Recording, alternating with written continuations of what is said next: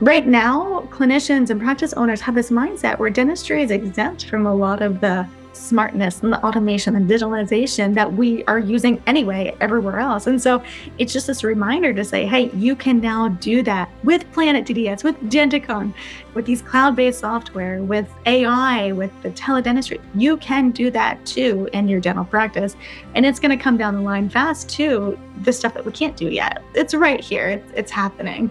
So it's just a matter of time. And we just often think, because we're traditional in dentistry, we just often think that, oh, that technology doesn't apply to us. Our patients are fine. We don't need it. Our business is fine. And then we miss out on the growth that our practice can actually have. Hey there, dental economist. If you're a dentist owner or a leader within a dental business thinking about growing production, case acceptance, patient and staff satisfaction, positive outcomes, and everything else that comes with running a dental business, then you're a dental economist, and you've come to the right place. Welcome to the Dental Economist Show. We're meeting at the intersection of profit and purpose as I sit down with dental leaders who share their stories about dentistry, business, and growth. Welcome back to another episode of the Dental Economist Show. I'm your host, Mike Huffaker. On this episode, I'm joined by the tooth girl herself, Melissa K. Turner. She's a major influencer in dentistry with thousands of followers online. She's known as an absolute expert for brand strategy and product growth, while also being a fully qualified dental hygienist. You may have just seen her speaking at the AADGP show in Vegas, or you might be looking forward to seeing her at the Denobi Awards Gala next month. Melissa, welcome. Hey, Mike. Thank you for having me. And thanks to everyone who is listening today. Yeah, thank you so much for joining the podcast. So your career is extensive. I went to your website, I read through everything, and I got tired.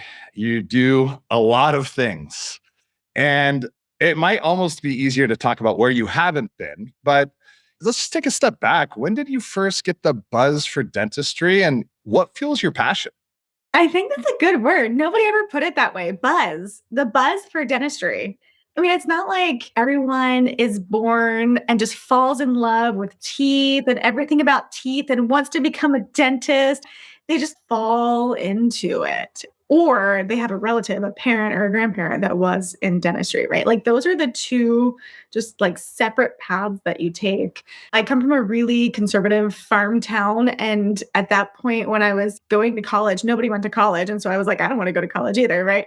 So I remember being 18, 19 and being like, what can I do with my life? And so I was looking in the classifieds in a print newspaper. And my one strategy that I had was, what's the one job that's everywhere in the classifieds? And the one job was nursing, which I definitely did not want to do.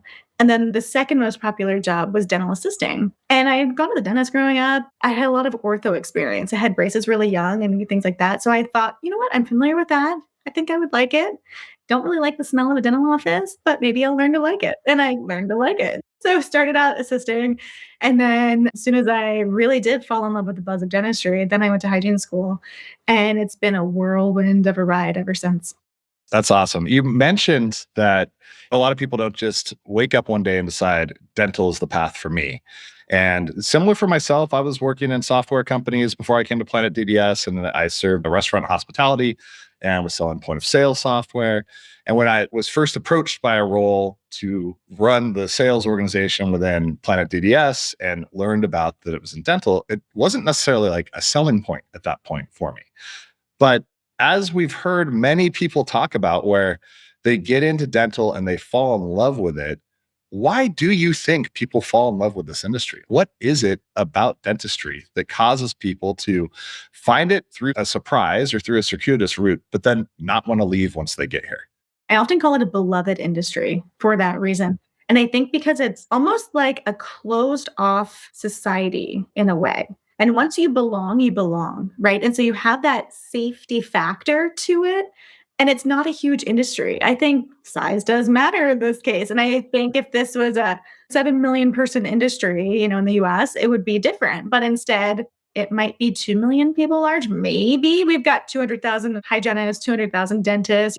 That's the licensed folks. And then you have the educators, you have the innovators, you have the startup founders, and then you have the sales. So it's not a huge industry. And I think that has a lot to do with it because once you belong to the family, you belong. And some people feel like they never belong. And that's one of the things I'm working on this side is let's become more inclusive. We can go down that route when we want to, but it's one of these things where once you get into the industry and you really start to put down roots, a lot of it has to do with in-person networking. Now we have social networking, so that helps some too. But once you realize the large scale of the industry and the high level view, it's really an industry where we want to help people. Everyone in it just wants to help someone. You at Planet DDS and Denticon, you guys just want to help the clinicians. Let's get you there, the practice owners, let's get you there faster, farther. Let's let you run more efficient. The clinicians want to help their patients. We want to do what's best for our patients. So it's this kind of mindset where everyone in dentistry wants to help and make a big impact. And you get that a lot with healthcare, also some other industries. Yeah, I think that's really well said. I think for me as well, it was maybe surprising that the societal impact that dentistry has played such a big part in the satisfaction that you get from having a position within the dental industry. And you're right, there's a lot of great people. And I think in general, the mindset that most folks have in this space is that they are looking to help and they are looking to help others. And so you get to surround yourself with a lot of amazingness from that perspective, which is always positive. So question for you, you were talking about when you first became hygienist and maybe you were dating yourself a little bit, that's back in what? Let's just say a little while ago, but before maybe the term influencer existed. What do you remember the industry being like then? And from your perspective, how has it progressed for the better? So when I was just on stage, I was emceeing for the American Academy of Dental Group Practices, and it was their 50th anniversary. And so I was on stage and I was like, what am I going to say? And so I threw it back to what dentistry was like 50 years ago. And it was things like amalgam was the standard of care. It was things like we didn't wear gloves yet. We had no idea what the internet was. But when I first came into dentistry, I will say it was 20 years ago. So there, we can date myself there. But when I first came, it was one of these things where the coolest dental practices and the most innovative ones were just getting websites. And it was a wonderful thing. They were all the cookie cutter. They all had banners that said new patient welcome.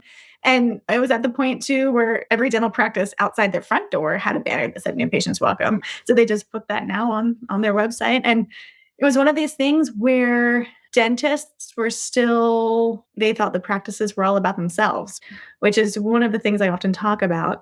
You walk in the door and the dentist name was part of the practice name, and you walk in the door and you see all the credentials, and all the patients wanted to meet the dentist. And that's one of the changes I've been seeing lately, especially in the last 5 years, but it will continue to be this way as the generations change in the dental practices.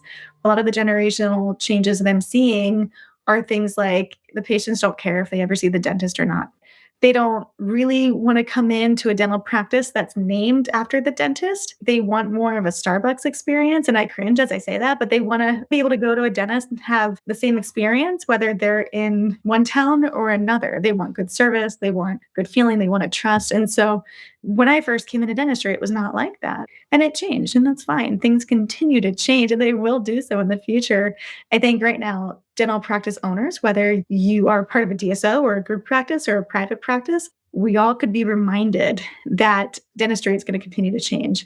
And the business aspect of what we're doing needs to change along with that as well. Yeah, so you're speaking a lot there about consumer expectations. And do you feel right now that maybe there's been a little bit of a shift in dental where it's become a much more frequently spoken about topic? But do you think that dental practices in general are meeting now where the consumer wants them to be? Have we made that shift? Is there still a big gap there? And what needs to be done to change that? It is changing. When I first came on the scene, you did not want to talk about consumer. It was your patient, patient, patient. We want to be real and authentic with our patient, and that's fine.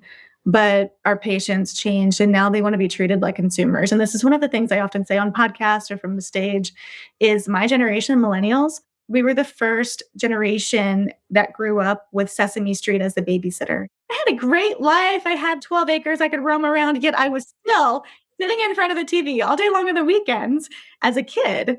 And every 5 minutes, we'd have commercials come through. And so I think that's why marketing degrees and things like that have been so popular with millennials because marketing is our love language. And so we want to be treated as consumers. And I'll walk into a business, and if they don't start selling to me, I'm like, wait, this is weird. I need to be sold to. And translating that into the dental practice, it's a huge mindset change where it's okay to sell to a millennial because they understand that. Maybe not the older generations yet. The younger generations will be a little bit different, but right now the millennials are becoming the majority of the patient base right now. And so even kind of changing our mindset as clinicians or practice owners into understanding that it's okay to market and sell to our patients right now because they want that. That's a big learning curve. And so we are on that change trajectory as an industry as a whole, but we're not moving very fast, and that's to be expected. And we have a long way to go. Yeah, on your website, you have a headline title and it says Story Strategy Design. And I was listening to a podcast recently. It was the Huberman podcast. I don't know if you're familiar with him or not. It's all into health and performance and other things along those lines. And it was a whole episode on oral health. And I got completely lost probably in the first 30 minutes because he was using a bunch of words that I couldn't track. But I got the gist of it, what he was looking to communicate to the audience. And it was reiterating the importance of oral health for your overall health. And I know that it's discussed frequently about such a huge percentage of the population doesn't even go see the dentist. And one of the things I don't feel that we do very well in this industry is to tell the story about what that connection is and why it is important to go to the dentist. And it's not just about getting your teeth cleaned and going once every 6 months, but that there's a lot of these other connections. Is that something when you think of a story or a brand within an individual practice or even a group that should be considered in the marketing and the presentation of that business into the market? And how do you think about that? I love that you brought that up. From the dental side of things, we have been talking about medical dental integration, oral systemic health for a very, very, very long time, but we're the only ones talking about it. Our medical colleagues, they don't necessarily care. They don't want to cross that mouth barrier. It kind of grosses them out. We've been talking about it for a long time, and there have been initiatives in the last 20 years that I know of that have made strides in this arena. And it's actually kind of having a resurgence. Some of the clients that I work with, well-known clients, I can't name them yet, but they're going to be having new campaigns and things coming out about oral systemic health, about medical dental integration, and it'll be consumer focused, direct to the patient. So we will see a resurgence of that. But I think right now the biggest message we can give to our patients, it might be that message, but it's also like we want to grab them with the easy thing. Like, okay, you want a better smile, you want whiter teeth, you want straight teeth. Right now, for the last 10 years or so, that's been the focus. So let's grab them with that. And then there's an age group that's really interested. I'm really interested in preventing my kids from getting what I have or what my mom has, all this systemic things that get passed down. High cholesterol. I have really high cholesterol and there's no reason for it. So does my mom. I don't want my kids to have that. And there's a generation of people who that messaging will work for. I don't think we're quite there yet, but it'll be like, okay, you can own what's happening in your mouth. And so when there's a patient in my chair, that's my only goal with them. Whether I get all the crud off their teeth or not, that doesn't matter. What matters is me helping them understand they can own what's happening in their mouth and prevent it. And that what's happening in their mouth is a reflection of what's happening in the rest of their body. So I think, sure, from a marketing perspective, from a branding perspective, from a dental office perspective, sure, that messaging might work, but it also might get overlooked because that's not priority when our patients are looking at social feeds and they're seeing the Super Bowl or the latest with Britney Spears. They're not going to look at that. So when we have them in their chair, that's when we can really grab their attention and use that human one-on-one connection and say, you know what? You got to own your mouth now. It's time. That's really interesting. Appreciate that approach. It makes a lot of sense. If you're not able to resonate or make a connection with somebody and get them to come in the first place, then a lot of the other story doesn't much matter. And so really kind of defining what that is that's going to build that connection seems to be an important piece. And then to your point, once you're in the chair, that's when the education can continue and you can really kind of take it to that next level.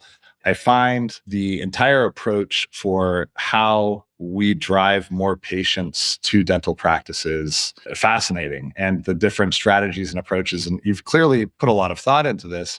What are some of the other things that you see that are maybe changes that are occurring in the space right now as it relates to branding or marketing in general? I think the biggest mistake I'm seeing right now goes back to what you said. How are we getting our patients through the doors? Our patients do not want to come through the doors. I don't even want to go to the dentist, and I love the dental office, but I don't want to go because it just takes time out of my 9 to 5 workday. I don't have time to take my kids. I don't have time to go myself. I'll clean my teeth at home, but don't tell anyone.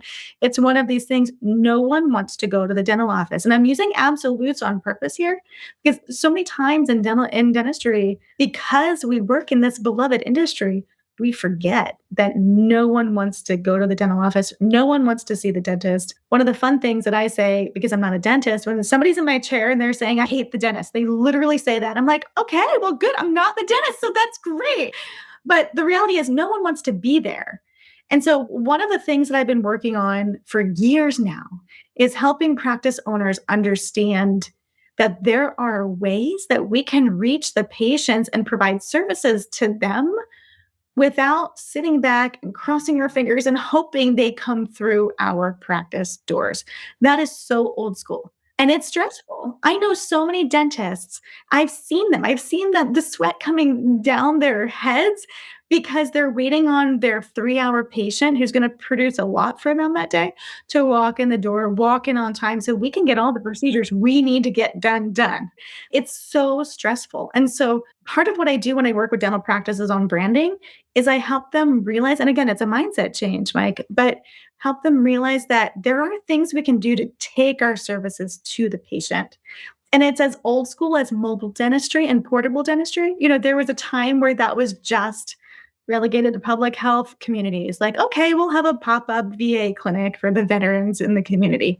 No, now millennials, everyone wants dentistry and healthcare and anything to go to their house, their workplace, their community center. So we can do that in dentistry. We can do that through teledentistry.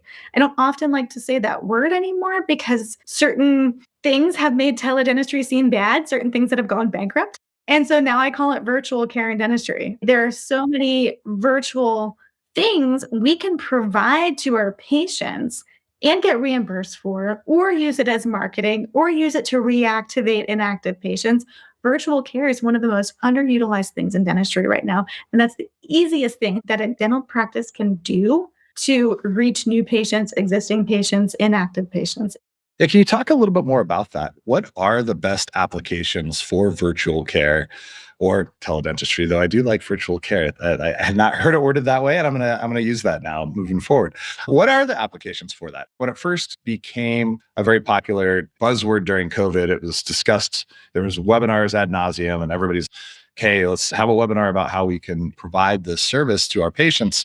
And as COVID subsided, it felt like you don't hear as much about it anymore. And it was maybe a general belief that now patients are just going to go back to the practice. And on the mobile care side, makes a ton of sense if you can deliver care to where the patients are, whether it's their office or something else, like a huge amount of benefit there.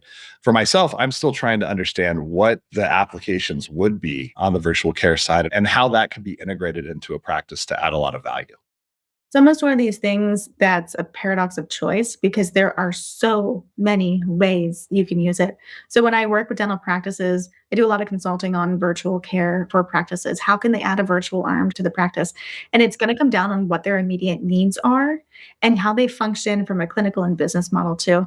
But one of the biggest things that I mentioned already, especially post-COVID, Mike, is you can use virtual appointments to catch all the patients that have gone inactive in your practice. And you can, depending on the state, depending on the third party payer, depending on a lot of things, you can get reimbursed for those appointments, or you can simply pay out of pocket. Patients are used to paying out of pocket for virtual things, a service charge. They're used to that.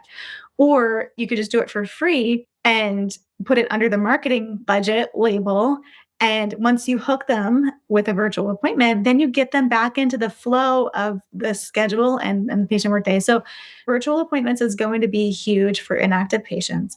Right now, it's also going to be huge as the baby boomers leave the practice, and they're starting to. My parents, it's not going to be long until they can't drive anymore, especially at night or in the rain, to the practice. It's not going to be long until they start to really fade out of the practice. And if you can get the boomers understanding how to use virtual care now, then they will not leave your practice when they can't come in anymore. And then that's the gateway to, okay, well, I'll just go do their cleaning at their house, two or three of them at the same time, their neighbors down the street.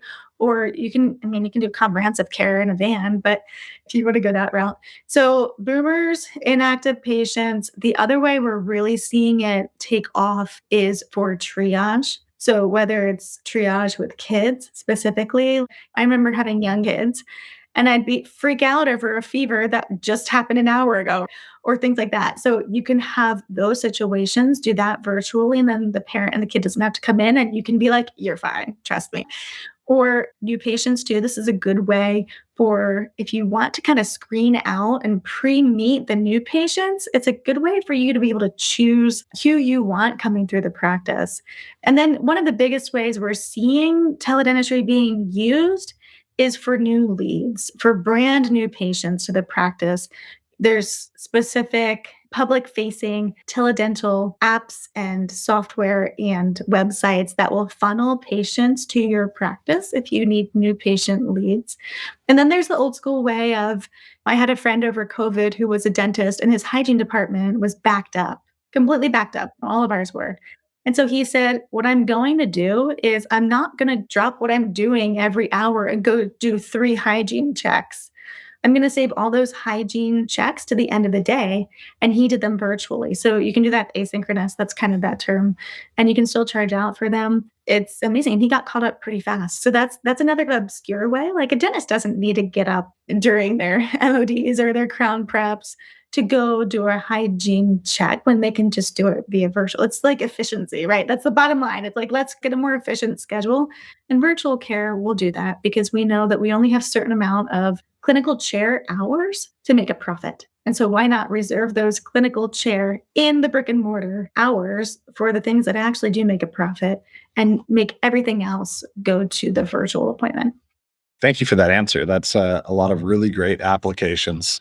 A lot of things that I had not put a lot of thought into before or considered. And one thing that you did say there that I took note of, well, many of them, but one of the things when you're talking about the boomers, you did make a comment if you can help that generation understand how to use the virtual care technology. Is there a barrier of entry from a technology perspective? My mother-in-law still uses a flip phone, but my father-in-law does have a smartphone. And from a technology perspective, do you see a challenge there where the adoption of a virtual environment for doing a teledentistry appointment becomes a challenge with that audience? Depends on where you live and who your patients are. But my husband's grandma was 90 years old and she was savvy as anything with technology. It just depends on your patients, and you'll know your patients best, but also don't put them in a box and think that they can't do it because COVID really advanced a lot of the boomers and even older than that. They advanced the technological savvy in those patients. And even too, it's much easier for, let's say, a boomer who can't leave the house to have their millennial daughter come in and say, hey, mom and dad, we're going to have the virtual appointment for you now. Versus what happens now is we have to find somebody, we have to hire somebody to transport my dad who's in bed, who can't get out, into a wheelchair, into a van, into the dental practice, and then back. And that's hundreds of dollars, if not thousands of dollars for that patient, for their family. It's a big burden on their family. While it could be made very easy. And one of the things I always say to dentists and clinicians and practice owners is just think about how much you're using automation, virtual care, digitalization in your personal life. And they'll say, okay, yeah, I'm doing this and I'm making my whole house a smart house. And then I say, well, why aren't you doing that in your dental practice? And they say, well, I don't know. I didn't think it was possible. Like it's right now, clinicians and practice owners have this mindset where dentistry is exempt from a lot of the smartness and the automation and visualization that we are using anyway everywhere else. And so it's just this reminder to say, hey, you can now do that with Planet DDS, with Denticon, with these cloud-based software, with the AI, with the teledentistry. You can do that too in your dental practice. And it's going to come down the line fast too, the stuff that we can't do yet. It's right here. It's happening. So it's just a matter of time. And we just often think, because we're traditional in dentistry, we just often think that, oh, that technology doesn't apply to us. Our patients are fine. We don't need it. Our business is fine. And then we miss out on the growth that our practice can actually have. Yeah, well said. At the beginning of the recording, I had mentioned that you were involved in many different things. I'm curious. We talk about technologies that are available for your clients, technologies that are available within the dental industry. For yourself, as you juggle many different things that you work on, what type of personal systems do you put in place? How do you stay organized? Is there anything that you can kind of share about your approach to staying on top of the things that you're passionate about and pursuing your business and building and growing? That's been a journey. And when my kids were super young, I was a mom who worked. When they were still in diapers, I was working at the kitchen table full time and I was going insane. And so it's been a process since then. Now they can get their own snack. So the systems and processes that I put in place are not perfect, but it gets me through. It's a matter of time blocking. And I know there's been several conversations on social media and stuff in dentistry about this, but that's what it is. I'll dedicate half a day to this project or this business and then another half to this. I only take meetings really on Mondays and Wednesdays. Fridays are my day where I don't schedule anything. It's just a catch up day. Things like this. What I haven't figured out yet, and this is something that's coming down the line, I do a lot of traveling every month. Once or twice a month, I'm gone, right, at dental events. And what I haven't yet figured out is to, let's say I'm traveling on a weekend. Do I block off that time that I spent working on the weekend? Do I block it off in the next week so that I have that rest that I need? It's impossible. Like that is the one that I have not figured out yet in my career. It's a tough question to answer. You feel like you lose that time that you would have blocked out otherwise. So you just end up coming back from a show or a conference or an event. And for myself, I just end up feels like working twice as hard. And so I guess going to the show piece, though, I'm curious when you're traveling, you're going to these conferences, what are your goals? What are you looking to get out of that time away from home, which is so precious? You're out there, you're traveling. Do you put some thought into here are the things like we're heading into Chicago midwinter right now? What are some of the things that you're looking to accomplish while you're at a show? And how do you know if it has been successful for you and if it's worth that time spent away? It depends on the show and it depends what I need, what my short-term and long-term goals are for that time in my life. But I can tell you this, I'll go and I'll have client meetings. Someday it'll be like back to back to back. Some conferences I'll go and I'll have nothing. Some I'm speaking, different things like that. But I'll tell you this, the minute that I go to a show and I have an agenda is the minute that my ROI, just going as Melissa Turner, is shat, right? When I go with an agenda, that's when I come home and I'm like, darn it, I didn't get this and this and this.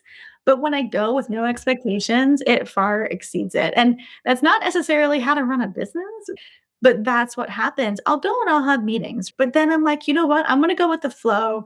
And if I triple book myself tonight, that's fine. We're also going to add in more events. But it's that kind of thing. The minute that I go with an agenda, or if I'm walking down the trade show floor with an agenda, then it doesn't work. If I'm just myself and I shoot the bull, that's when the magic happens. So it's being open to being flexible, not being too hard on yourself with sticking to a defined agenda. And when the magic happens is when you're just being present and open to whatever kind of comes your way.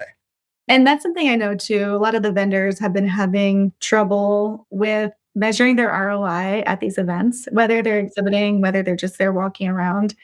And that's not something new. That's been happening for years. I mean, for the events that I put on, we could have the exact same event, exact same attendees year after year, exact same show, and the vendor will have an amazing year one year and not an amazing year the next year. And so, specifically, if there's any vendors or exhibitors listening to the podcast right now, it helps to redefine what you're expecting, what you're defining as ROI at the show. Do you really want to get 100 email addresses from the people that are walking around the floor just looking for swag? Is that really what you want? Or is it there to form the strategic partnerships? Is it there to really pay attention to what your competitors are doing so that you can one up them in a year's time? Are you there to just for pure brand awareness? These are things that have to change in the vendor mindset in regards to a lot of these shows because now everyone and their mother are putting on dental events. There's so many now. There are. We went from COVID where everything was shut down to now there are many. I do like that you do get more choice now. If you want to go and participate in something that's a little bit more intimate with a smaller group and take that approach where that's the value that you find is some more authentic connection with a smaller audience, there can be a lot of value there. Or you can go to a Chicago midwinter and, to your point, scan 200 people that are coming to steal your sunglasses that are sitting on your table that have no interest in anything that you're doing and make it more of a pitch for brand awareness or something along those lines. But it is interesting. There's a lot of choice out there. I think choice is generally a good thing. You do have an event coming up, Denobi Awards. Tell me a little bit about what the Denobi Awards are, why they started, and what the gala is all about. So, Denobi Awards always takes place in the first week of March every year. And one of my very good friends and the other co founder with the awards, her name is Sonia Dunbar. She and I launched this this will be our fourth gala, fourth awards program. And we had been talking about it for a couple of years before we launched it. And we were like, you know what? We're just going to take our time with launching this, make sure we do everything perfect. And then COVID hit, and we were like, oh my gosh, dentistry is just depressed. We need something as a pick me up. And so our first Denobi Award Gala was in 2021. As soon as everything opened, I think we were like the second event to come back. But the premise is this, and I want to be clear about what it is. At that point, we had done a review of all of the award programs in dentistry, and most of them were lifetime achievement awards, and most of them were for dentists only or clinicians. And even though I'm a clinician, most of my days are spent with the product, service, and tech companies. And I was, hang on a minute. It's not just clinicians that need this. It's not just dentists. It's not just if you're old and gray and you win an award, okay, that's great. But nobody wants to win an award when they're old and gray. You want to be honored. If you want to be honored, you want to be honored in the moment.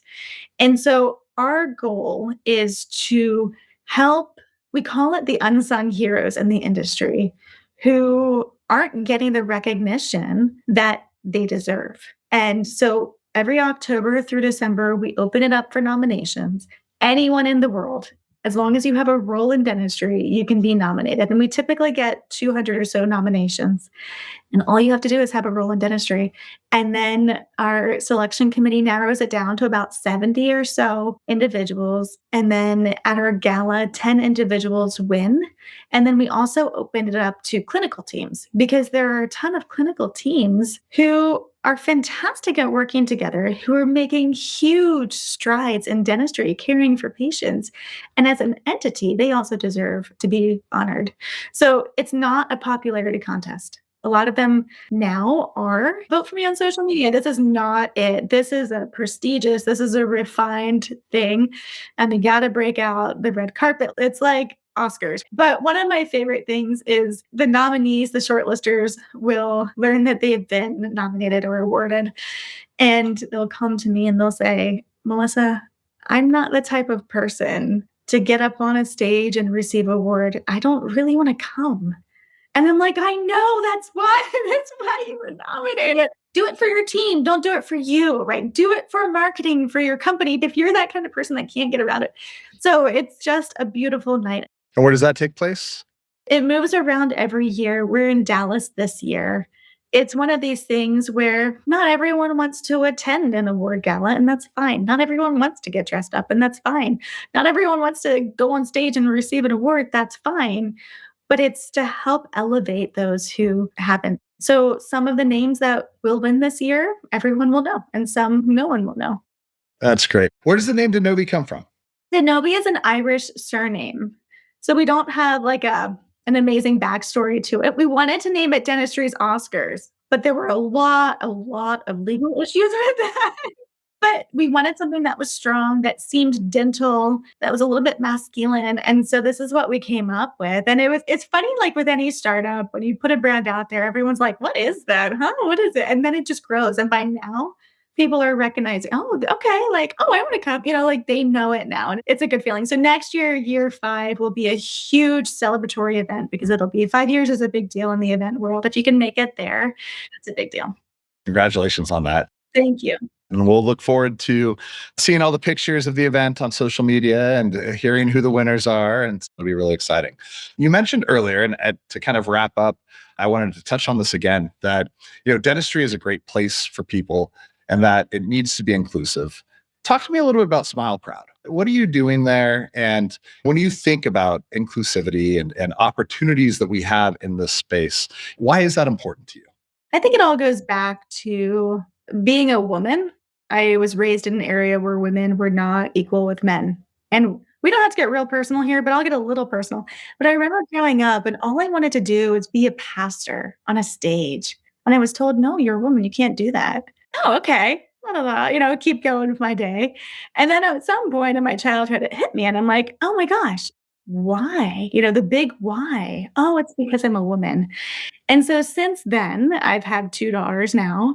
Now I see the inequality, not just in dentistry, not just in the boardroom, not just on boards, corporate boards, but I see the inequality women and men, but I also see the inequality with anyone who is not a privileged white male. So LGBTQ plus, anyone who is a minority, anyone who feels like they don't have a voice. And I don't know if it's because I'm a millennial or if it's just who I am, but I'm like, you know what? If I can speak up for women, then that means by nature, I'll be speaking up maybe for all of these other groups that don't have a voice. And so in dentistry, my trademark is my blonde hair. I laugh a lot. I smile a lot. I'm flashy with my clothes. I'm feminine. And it's on purpose because I don't mind breaking through barriers. I don't mind being the only woman in a boardroom. That is tough. But if I can help break even just the feminine masculine barrier in this industry, then it can move mountains. And so it gets very dicey sometimes, but that's the bottom line.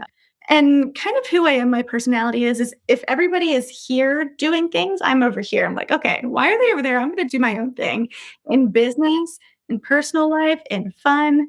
And so for me, it's almost a requirement and almost a burden in a way where I'm like, I don't mind being different. So why don't I help make positive change, not just for women, but for minorities, for LGBTQ plus, for anyone who feels like they don't have a voice, because I know what it's like not to have a voice. And it's important to have people fight for you in that way. If you don't mind, just going in a little bit more detail about how you help and what you're doing and maybe how other people could get involved if they're interested and talk a little bit about that initiative. Most of what I do is subtle in these ways. So things like the Denobi Awards, we were just talking about that. How can we elevate those who don't have a voice? And so our selection committee works really hard to help elevate those who are not the norm. Things like hygienists who own dental practice, a lot of times in dentistry, they might be blacklisted a little bit. And so to help dentists see that that's not necessarily a bad thing, to help raise them up, things like that. It's all subtle. I could take the Martin Luther King route and preach from the rooftops, and that's fine, but that's one way to make change. And in what I do, I'm gonna lead by example. And so if I can play the game, the societal game, but also know I'm playing the game and make change through that, that's my goal. So that wasn't very specific for you, but there you have it. That's my answer. Last question for you. What are you most excited about as you head into 2024? Something that you're looking forward to or something that you're working on that you're really passionate about, just anything at all that you'd like to share. The one thing that sums up everything I'm doing, no matter what business I'm in or client I'm working with, it is brand strategy. And I think for 2024, for dental practices, for product, service, and tech companies, and for individuals in dentistry who want to go to the next level, or clinicians who just want to get a better clinical job, it all comes down to how you're branding yourself. And now more than ever, it's so important. And not talking like you have to look like me, right? It's how you present on social media as a practice or as an individual or as a company, how you present in person at the trade show. Are you the same? Are you branding the same? Or do you have different voices amongst both of those? So I think for me, I'm getting excited because branding, even though maybe dental practices don't realize it yet, maybe dental professionals don't realizing it yet, but it's becoming more at the forefront for all of us right now, just in general in the world. And one of the fun things is a lot of these younger dentists that are coming out, they think that they have to be an influencer and that's going to get them patients in their practice. And so, when I work with the younger dentists, I'm like, no, no, no, you don't have to be an influencer. I might be one, a small one in dentistry, but you don't have to be one. You be a business owner. You learn how to run your business. Let the influencers do the influencing. The younger generations just think everybody wants to be an influencer and that they're going to hit their gold mine doing that. Not in dentistry. No, no. So you're saying they don't need to start posting dances of TikToks of themselves immediately upon graduating dental school? If they have a passion, then heck yes. Okay, if they have the passion, I got it. And that's the funny thing, like, is on social media in dentistry, I'm not a consumer influencer. I'm an influencer for dental professionals, those of us in dentistry. And my audience over all my platforms is probably 100,000. And it's this balance of how do people take me seriously as an influencer and then see me the next day in the boardroom. It's this dichotomy that is like, okay, you have to walk it fast. But everyone right now, it's calling themselves an influencer. They want to be an influencer. And it's the funniest thing because then when they go try and dance on TikTok, I mean, it is pure entertainment. That's very true. That is pure entertainment. You mentioned that dichotomy, and I know we'll wrap up here in just a second, but it is interesting that there is, for whatever reason, maybe with an older generation, the perception of if somebody is an influencer in that way, that maybe they're not as serious on the boardroom side. But that's not true at all. And I think that perception is dramatically changing now with so many successful individuals that had started from the path of an influencer, the Kardashians or Mr. Beast or whoever, and all incredibly savvy business folks that know their trade and know what they're doing, but yet also influence through these different channels. So it is, I think, a absolute pivot in society where it's no longer the old way where it was you have to feel some type of embarrassment for going out and having this social channel as well. I don't know if that's making much sense, but that's the thing that I think about. And even in dentistry too, there's been a lot of talk about, is an influencer the same thing as an old school key opinion leader, thought leader? And companies will come to me and say, hey, Melissa, can you do some influencer things for me? And I'll say, let's back up. What do you want? Do you want me to speak for you on a stage? Do you want me to educate about your product? Or do you want me to make kissy face photos on Instagram for you? What do you want? Because they're all separate marketing, separate tactics, separate strategies. And so I'll back up and say, okay, let's pick and pull like what you want out of this. And then we'll go from there because it is completely separate things. Not everyone who can take this in-person stage can take the virtual stage and vice versa. It's a mess right now, but we're making through. That's a really great point. And I think that's a great spot for us to end the conversation. And Melissa, it was great to meet you. And I really appreciate you coming on the podcast. And thank you for the time. I really appreciate it. I had a blast. And thanks to everyone who's listening. The Dental Economist Show is brought to you by Planet DDS. To find out more about how cloud-based dental software by Planet DDS helps unleash dentists and their staff to focus on patient care, visit www.planetdds.com. Stay tuned for upcoming episodes by following wherever you listen to podcasts. Thanks for listening.